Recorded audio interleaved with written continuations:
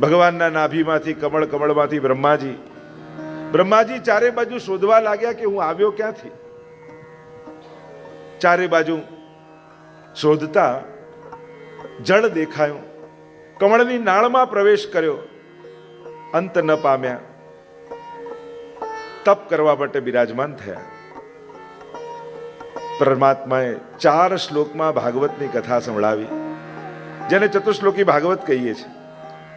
બ્રહ્માજી જ્યારે શોધી રહ્યા છે કે મારું અસ્તિત્વ ક્યાંથી આવ્યું, હું પોતે ક્યાંથી આવ્યો, અને એ ચર્ચાનું વર્ણન 4 શ્લોકમાં ભાગવત સંભળાવીને કર્યું.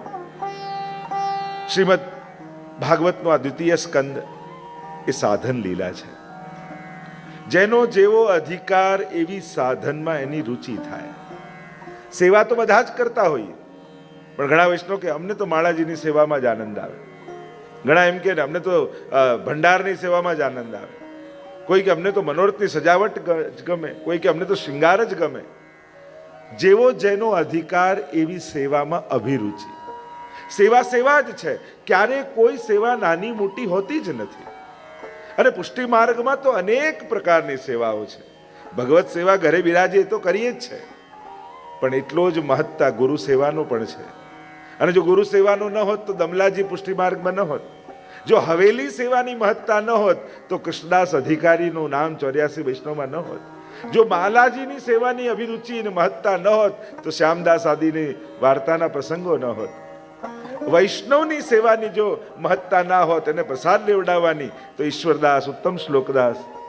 અહીંયા અનેક પ્રકારની વિવિધ પ્રકારની સેવાઓની મહત્તા છે.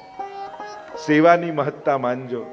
કેટલી કરી એનો વિચાર ન કરતા, આગળ કરી, ભીતર કરી, પાછળ કરી, પેલો વધારે કરી ગયો, મને મોકો ન મળ્યો. લોકો અલૌકિક કરતા કરતા પણ એમાં લૌકિક શોધી લે છે. અરે લાઈન કરાવવાની પણ સેવા મળી હોય ને, ભાવ એ રાખવાનો, મને ઠાકોરજી મળશે ને તો આ લાઈનમાં જ મળશે. એવી નિષ્ઠાથી જ્યારે સેવા કરીએ છીએ, કારણ કે વૈષ્ણવ હોય એ મોટી સેવા શોધતો નથી, એ સેવાને મોટી માનીને કરે છે. જે સેવા મળી એને સર્વોપરી માનીને નિષ્ઠાપૂર્વક સેવા કરે. પેલા તો છેક ઠાકોરજીની પાસે પહોંચી ગયા અને ત્યાંની સેવા, અમને તો બહારની સેવા મળી. આ લૌકિકતા સેવાનો દોષ છે. તો જેની જેવો અધિકાર એવી સાધનમાં રુચિ. અહીંયા 4 શ્લોકમાં ભગવાને ચતુશ્લોકી ભાગવતનો ઉપદેશ બ્રહ્માજીને આપ્યો છે. વેદાંતના 4 વિષયો છે: બ્રહ્મ, જીવ, જગત અને માયા. આની ઉપર જ સમગ્ર વેદાંતો છે. બ્રહ્મનું સ્વરૂપ શું છે, આ જીવનું સ્વરૂપ શું છે, માયા શું છે, જગત શું છે, અનેક પ્રકારની ચર્ચાઓ આપણા વેદાંતમાં આવી છે. અને આ 4 શ્લોક એનો જ આ વિસ્તાર 18,000 શ્લોક છે ભાગવતમાં. સ્વયં ભગવાન બોલ્યા, અહમેવા સમેવાગ્રે નાન્યદ યત સદ સત્પરમ પશ્ચાદહમ યદેતચ્ચ યો વશિષ્યેત સોસ્મ્યહમ. અહમેવા સમેવાગ્રે. ભગવાન પોતાનું સ્વરૂપ સમજાવી રહ્યા છે. અહમ ઈવ અગ્રે. જ્યારે કંઈ જ નહોતું ત્યારે હું હતો. બધું જ છે તો હું જ છું. કંઈ નહીં રહે ત્યારે કેવલ હું રહીશ. આ જ બ્રહ્મ છે. ઓમ પૂર્ણમદઃ પૂર્ણમિદં પૂર્ણાત પૂર્ણમુદચ્યતે પૂર્ણસ્ય પૂર્ણમાદાય પૂર્ણમેવાવશિષ્યતે. ઈશોપનિષદનું મંગલાચરણ.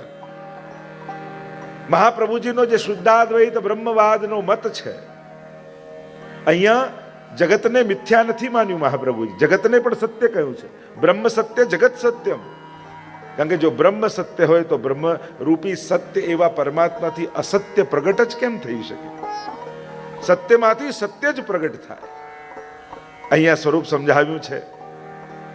ભગવાન જ આત્મકૃતે પરિણામ, પોતે જ આ સૃષ્ટિ રૂપે સર્જિત થયા છે, આવિર્ભૂત થયા છે, અને પોતે જ પોતાનામાં લય કરી લે છે.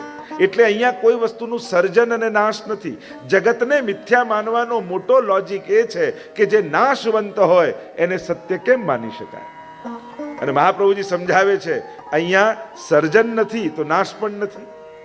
અહીંયા બ્રહ્મ જ આવિર્ભૂત થાય છે, પોતે જ રૂપ ધારણ કરે છે અને પોતે જ પોતાનામાં લય કરી લે છે.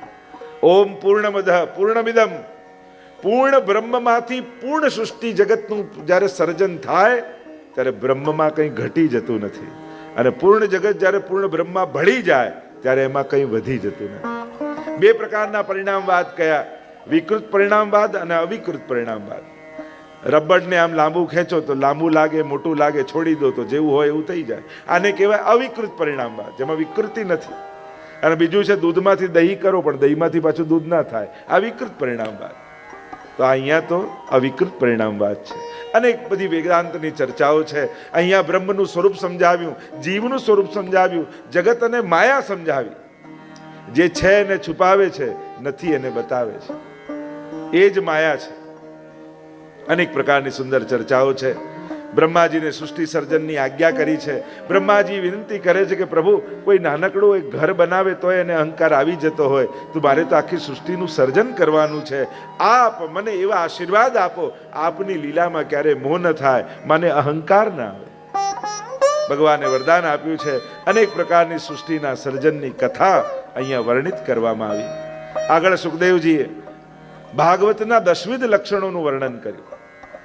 ત્રીજા સ્કંદથી લઈને 12મા સ્કંદ સુધી ભાગવતની મુખ્ય ભગવાનની દશવિધ લીલાઓનું વર્ણન આવ્યું. અત્ર સર્ગો વિસર્ગશ્ચ સ્થાનમ પોષણમૂતય મનવંતરેશાનું કથા નિરોધો મુક્તિરાશ્રય.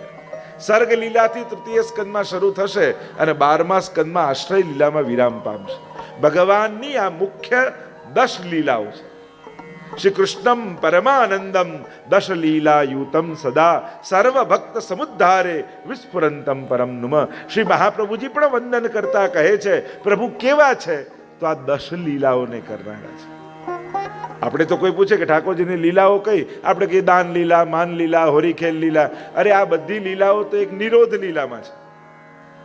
મુખ્ય તો 10 લીલા છે, જે ત્રીજા સ્કંદથી શરૂ થશે તે છેક 12મા સ્કંદ સુધી ચાલશે. પહેલો સ્કંદ અધિકાર, બીજો સાધન, અને ત્રીજા સ્કંદથી લઈ સર્ગ લીલાથી લઈ અને છેક આશ્રય લીલા સુધીની કથા. કારણ કે આ મહાપુરાણ છે. 17 પુરાણો છે, શ્રીમદ ભાગવત મહાપુરાણ છે. બંનેમાં ફરક શું? તો કે જેમાં 5 લક્ષણ હોય, 5 લીલાઓ હોય એને પુરાણ કહેવાય, અને જેમાં 10 લીલા હોય એને મહાપુરાણ કહેવાય.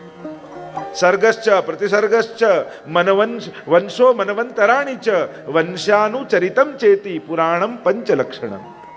5 લક્ષણ પુરાણમાં હોય, પણ આ મહાપુરાણ છે એટલે 10 લક્ષણ છે. અત્ર સર્ગો વિસર્ગશ્ચ સ્થાનમ પોષણમૂતય મનવંતરેશાનું કથા નિરોધો મુક્તિરાશ્રય. અને એ દશવિધ લીલાઓનું દર્શન હવે આપણે આગળની લીલાઓમાં કરીશું. દ્વિતીય સ્કંદને વિરામ આપીએ. બોલો ભાગવત ભગવાન કી જય, ગોવર્ધનનાથ કી જય. તૃતીય સ્કંદ સર્ગ લીલા.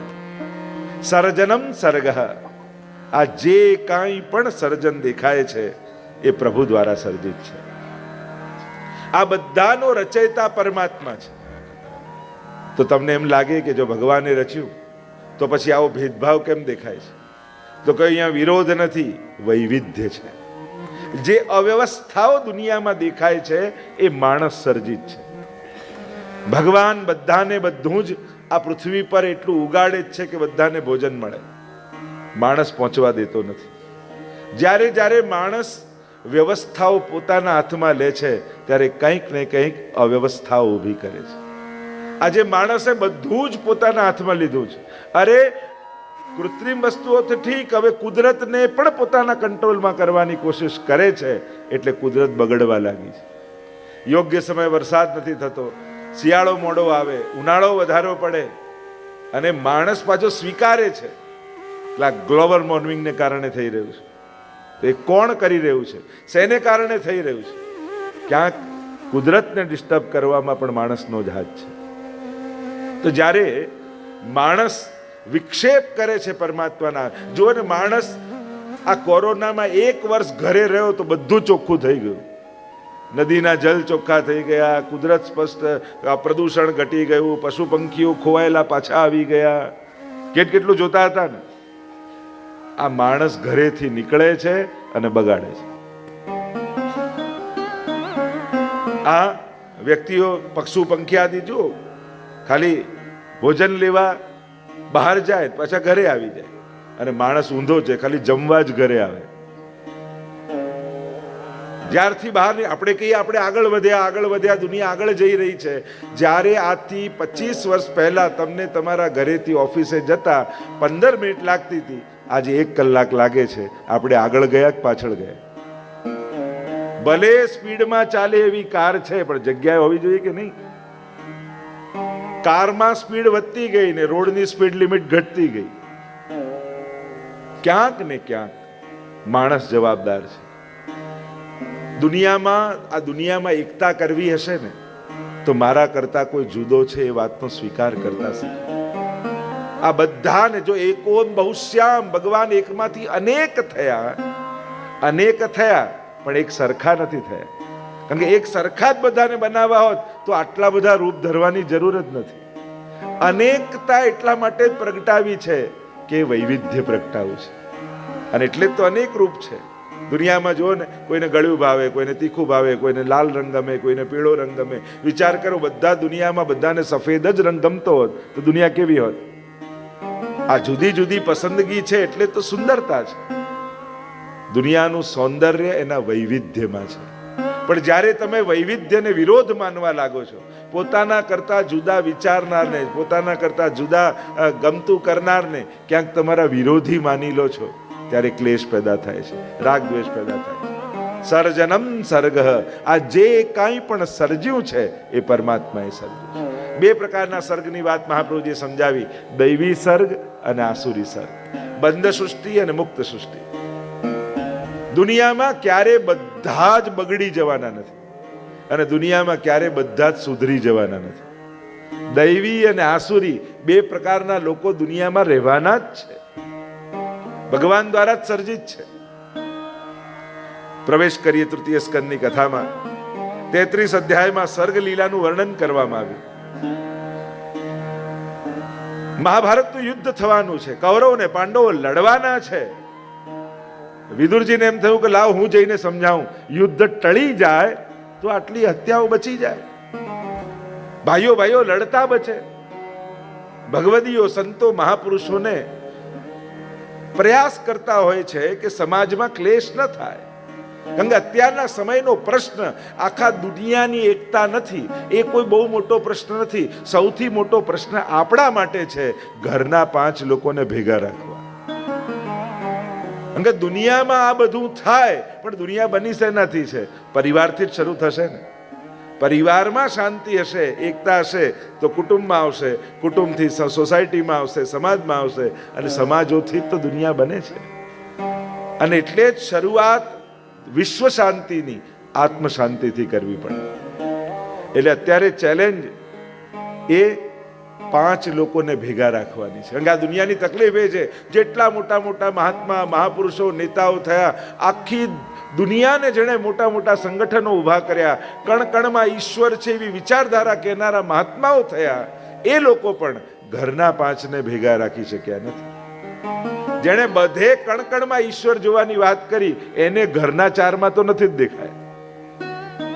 સૌથી મોટો પ્રશ્ન સ્વજનોને સાથે રાખવાનો આજે છે. જો તમારા સ્વજનો ભેગા છે તો આજના સમયમાં તમારા કરતા મોટો સુખી બીજો કોઈ નથી. અત્યારે સૌથી મોટી ચેલેન્જ એ જ છે, અને એનાથી જ બધા જૂજી રહ્યા છે. વિદુરજીને એમ થયું શું કરું કે ભાઈઓ ન લડે, અને થયું કે લાવ દુર્યોધનને સમજાવું.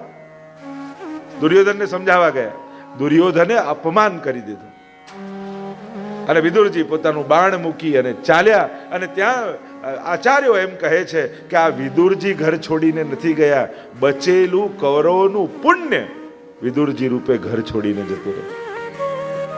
ઘણીવાર કોઈ એક વ્યક્તિ ઘરમાં હોય ને, એને કારણે બધું સુખ, શાંતિ, વૈભવ હોય, અને એ વ્યક્તિ જ્યારે ઘર છોડીને જાય છે ને, ત્યારે જાણે ઘરનું સુખ લઈ જતો હોય છે. એના ભજનથી, એના પુણ્યથી ઘણીવાર કોઈ એક વ્યક્તિનું પુણ્ય ઘરમાં કામ કરતું હોય છે, એને કારણે સુખ અને સમૃદ્ધિ ઘરમાં હોય છે. ઘણીવાર બધાના પ્રયાસો ભલે દેખાતા હોય, પણ પુણ્ય કોઈ એકનું કામ કરતું હોય. અહીંયા વિદુરજીનું અપમાન થયું. એટલે જ આપણે ત્યાં કહેવાય કે ઘરમાં ક્યારે પણ કોઈ વૈષ્ણવ આવે એ વૈષ્ણવનું અપમાન ન થવું જોઈએ. કારણ કે વૈષ્ણવો ઠાકોરજીના મોકલેલા દૂત હોય છે. હરિરાયજી તો કહે, વૈષ્ણવ આવે વારને, હસી હસી ના આવે શીશ, ઉનકે મન કી વો જાને મેરે મન જગદીશ. ઠાકોરજી એના હૃદયમાં બિરાજીને આવ્યા હોય છે. અને વિદુરજી જ્યારે ઘર છોડીને ગયા, થયું કે હવે મહેલમાં રહેવું નથી, ક્યાંક યમુનાજીના કિનારે કુટિયા બાંધીને રહેવા લાગ્યા. સમજાવવાનો પ્રયાસ કર્યો ને અપમાન કર્યું છે. માણસની દુર્બુદ્ધિ એ જ એના પતનનું કારણ હોય છે. અને જ્યારે દુર્બુદ્ધિ આવે ને, જાકો પ્રભુ દારૂણ દુઃખ દેઈ, તાકી મતી પહેલે હર લે. એની બુદ્ધિ પહેલા લઈ લે, એટલે સાચી સલાહ આપનારા બધા દુશ્મન લાગે અને ખોટા વખાણ કરનારા મિત્રો લાગે. ભગવાન તમારા જીવનમાં જો દુઃખ આપવા માંગતા હશે ને, તો આજુબાજુ એવા લોકોને ગોઠવી દેશે કે જે તમારા અહંકારને વધારી વધારી વધારી એવો કરી નાખશે કે કોઈ સ્વજનો જોડે તમને ફાવશે જ નહીં. કારણ કે આત્મીયજનો તમારા અહંકારને વધારવામાં રસ નથી રાખતા, તમારું અહિત ન થાય એ સાચવવામાં રસ રાખે છે. એટલે જ્યારે એવા લોકો આજુબાજુ ગોઠવાઈ જાય ત્યારે પતનની શરૂઆત થઈ જતી હોય છે. અહીંયા વિદુરજી તો ગયા. પ્રભુને એમ થયું કે કંઈક કરું કે જેથી યુદ્ધ ન થાય અને હું દૂત બનીને પાંડવોનો જાઉં અને દુર્યોધનને સમજાવું, અને જો સમજી જાય તો કામ થઈ જાય. અને અહીંયા તો નિર્ધાર થયો છે કે યુદ્ધ થવાનું જ છે. એટલે વિદુરજી તો ઘર છોડીને ગયા અને ઠાકોરજી પાંડવોના દૂત બની દુર્યોધન પાસે આવ્યા છે. દુર્યોધનને સમજાવે છે કે દુર્યોધન 5 ગાંવ આપી દે, જેમાં કાંઈ ઉગતું ના હોય, કાંઈ મળતું ના હોય, સાવ બંજર હોય, તને ગમતાય ન હોય એવા 5 ગાંવ આપી દે. પાંડવોને સમજાવવાની જવાબદારી મારી. અને દુર્યોધન કહે છે, સોયની નોક ઉપર, અણી ઉપર એટલી ભૂમિ પણ પાંડવોને યુદ્ધ વગર નહીં આપે. અને ત્યારે ભગવાને કહ્યું, તો પછી થઈ જવા દે યુદ્ધ. પ્રયાસ અંતિમ કર્યા. ઘણા લોકો કે ભગવાને યુદ્ધ, ભગવાને તો છેક સુધી પ્રયાસ કર્યા કે યુદ્ધ ટળે. કારણ કે ભગવાનને ક્લેશ ગમતો નથી. આપણે ત્યાં કૃષ્ણદાસ મેઘનાદીની વાર્તામાં આવે ને, મહાપ્રભુજીને પૂછ્યું કે ઠાકોરજીને શું ગમે અને શું ન ગમે. ત્યારે મહાપ્રભુજીએ કહ્યું કે ઠાકોરજીને માખણ બહુ પ્રિય છે, અને બીજું કહ્યું ઠાકોરજીને વૈષ્ણવ બહુ પ્રિય છે. એટલે ઠાકોરજીને માખણ જરૂર ધરવું આપણે. ભલે રોજ ન ધરી શકો તો અઠવાડિયામાં એકવાર, મહિનામાં એકવાર ઠાકોરજીને માખણ અતિશય પ્રિય છે. અને બીજું કહ્યું વૈષ્ણવ અતિશય પ્રિય છે. એટલે જ આપણે ત્યાં જ્યારે કોઈ પણ મંગલ પ્રસંગ આવે યા સારો ઉત્સવ ઠાકોરજીનો કરો, ત્યારે ભલે 2 વૈષ્ણવ તો 2 વૈષ્ણવને બોલાવીને પ્રસાદ લેવડાવો. આપણે ત્યાં બ્રાહ્મણ ભોજન અને વૈષ્ણવ મહાપ્રસાદ. કારણ કે દરેક ઉત્સવનો અંત વૈષ્ણવને કણિકા લેવડાવવાથી જ વૈષ્ણવનો થાય છે. આપણે ત્યાં ઉત્સવનો પ્રારંભ ઠાકોરજીના ભોગથી થાય અને અંત વૈષ્ણવને મહાપ્રસાદની કણિકા આપવાથી થાય. આ વૈષ્ણવી વિવેક છે, આ આપણો વૈષ્ણવી વ્યવહાર છે. ઠાકોરજીનો રાજભોગ, ગુરુની તપેલી અને વૈષ્ણવની પાતલ, આ 3 દ્વારા આપણા બધા ઉત્સવો સંપન્ન થતા હોય છે. આપણી વૈષ્ણવી પરંપરા છે.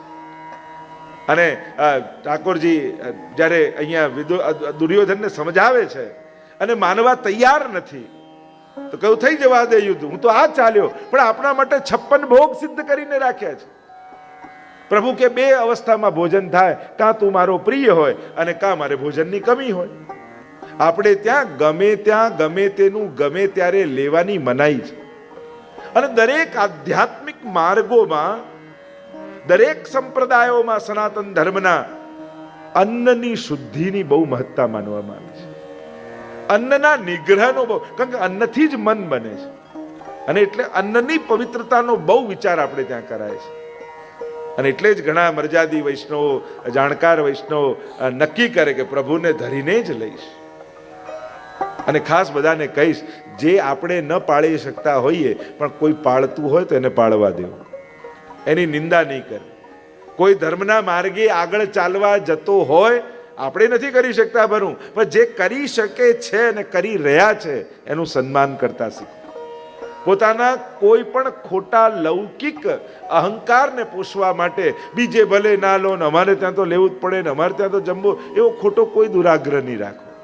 કોઈ એક વૈષ્ણવે સંકલ્પ કર્યો હોય કે પ્રભુને ધરીને લઈશ, આવો પવિત્ર નિયમ આપણી ખુશી માટે તોડાવવો નહીં. આપણા ખોટા મનના આનંદ માટે કોઈનો ભગવત ભાવ, કોઈની ભક્તિ, કોઈના સેવાના નિયમો ક્યારે પણ તોડાવવા નહીં. રિસ્પેક્ટ કરો કોઈના નિયમ. કોઈ પણ જે ધર્મમાં, જે સંપ્રદાયમાં જે માનતો હોય એના વ્રત નિયમ, જે નિયમો કયા છે આચાર્યો, એ પાળતો હોય. ઘણીવાર શું આપણે ન કરી શકીએ ને તો પેલાને તોડાવવાની કોશિશ કરીએ, તો આપણને એમ થાય કે ના અમારા જેવો થઈ ગયો. પણ ના, જે કરી રહ્યા છે એનું સન્માન રાખો, એનું રિસ્પેક્ટ રાખો. કારણ કે જ્યારે સમાજમાં આદર્શતા ખતમ થઈ જશે અને તમારું બાળક પૂછશે કે પપ્પા વૈષ્ણવ કેવા હોય, તો કોની સામે આંગળી ચીધીને કહેશો કે વૈષ્ણવ આવા હોય? અરે જે અષ્ટયામ સેવા કરે છે, જે ઠાકોરજીને ભોગ ધરીને લે છે, જે આચાર વિચાર આદિ પાળે છે, તો જે આગળ જઈ રહ્યા છે એમને જવા દો. સમાજે એવું સ્વસ્થ સમાજ બનાવવો જોઈએ કે કોઈને ધર્મ પાળવો સહેલો થાય. નહીં તો આપણે જેવો માહોલ બનાવી દઈએ છે કે કોઈને આગળ વધતા સંકોચ થાય. જો હું ઠાકોરજીને ધરીને લેવાનો નિયમ રાખી દઈશ તો વેવાઈ નારાજ થઈ જશે, દીકરાઓ નારાજ થઈ જશે, ભાઈઓ નારાજ થઈ જશે. કારણ કે આપણને જમાડવામાં, કોઈના નિયમ તોડાવવામાં ખબર નહીં શું રસ આવે છે. અરે જમાડવાનો બહુ શોખ હોય તો અડધી દુનિયા ભૂખે મરે, જેને ખવડાવો, પણ એમાં રસ નથી. આપણે તો કોઈના નિયમ તોડાવવામાં જ ઇન્ટરેસ્ટેડ છીએ. એટલે પ્રયાસ કરો, એક મેચ્યોરિટી સમાજમાં બનાવો. અને એટલે વારે ઘડીએ હું દરેક કથાઓમાં કહું, કોઈ ધર્મ પાળે છે તો એને વ્યવસ્થા આપો, એની નિંદા ન કરો. એને ધર્મ પાળવો સહેલો કરો કે ના, આમ હોય તમને હવેલીથી પાતળ લાવી દઈએ, તમને ફલ ફૂલ લાવી દઈએ, પણ અમારા માટે તમારો નિયમ તોડતા નહીં. કોઈને ધર્મ પાળવો સહેલો બનાવો. આપણા વૈષ્ણવ સમાજમાં ઘણી વાર કોઈને આગળ વધવું હોય ત્યારે એને એટલું બધું આપણે વિક્ષેપ આપીએ છીએ, પ્રતિબંધો આપીએ છીએ કે એને કરવું હોય છતાંય નથી કરી શકતું. તમારા ઘરમાં કોઈ એક જણો પણ ભગવત ભાવ સાચવીને આગળ કરી રહ્યો છે ને, તો એની એ ધર્મ પાળવાની નિષ્ઠાને કારણે આખા પરિવાર ઉપર ઠાકોરજી કૃપા કરશે. એટલે અનુકૂળતાઓ આપો. પ્રભુએ મના કરી કે હું નહીં ખાઈ શકું. કેમ? તું મારો પ્રિય નથી અને મારે ભોજનની કમી નથી. તો પ્રભુને પૂછવા લાગે દુર્યોધન કે તો તમને અહીંયા જમાડશે કોણ? પ્રભુ કે મારું ભોજન તો ક્યારનું તૈયાર છે. સારથીને કહ્યું કે લઈ લે વિદુરજીના ઘરે. રથની લગામ ખેંચીને ગડગડ ગડગડ કરતો રથ આગળ આવ્યો. અહીંયા વિદુરજી સ્નાન કરીને પ્રભુના નામનો મંત્ર જાપ કરવા માટે બેઠા છે. સુલભાજી સ્નાન કરવા પધાર્યા છે અને જ્યાં વિદુરજી પ્રભુના ધ્યાનમાં હતા અને એટલામાં દરવાજો ખટખટ્યો.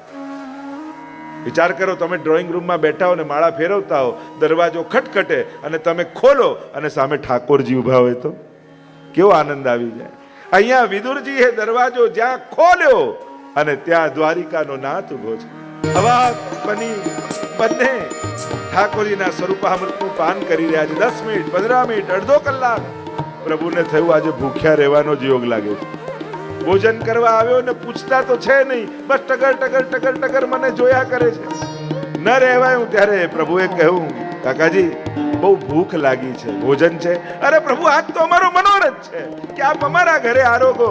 અને દોડતા સુલભાજી કેળા લઈને આવ્યા. પ્રસિદ્ધ કથા છે, કેળામ છોલતા જાય સુલભાજી અને દ્રષ્ટિ તો ઠાકોરજી સામે છે, હટતી તો છે નહીં. કેળું ફેંકે ને છાલ આપે. પ્રભુને થયું મારે ગીતાજીમાં બોલવાનું જ છે, પત્રમ પુષ્પમ ફલમ તોયમ યો મે ભક્ત્યા પ્રયચ્છતિ. જે ફલ ફૂલ આદિ આપે, પત્તા આદિ આપે, એને હું આરોગું છું. અને પ્રભુ છાલ આરોગવા લાગે. 1 2 3 હવે વિદુરજીની दृष्टि पड़ी. अरे सुलभा पागल हो गई हो, ऐसे प्रभु को आरोगाया जाता? लाओ मुझे दो. આપ્યા કેળા વિદુરજીને, છાલ છોલ્યા, બુદ્ધિપૂર્વક સુવ્યવસ્થિત રીતે કેળું લીધું, છાલ ફેંકી પ્રભુને આપ્યા અને પ્રભુએ મુખમાં મૂકીને એટલું કહ્યું કે કાકાજી, જે છાલમાં મીઠાશ હતી એ કેળામાં નથી. વિદુરજી પર કૃપા કરી છે.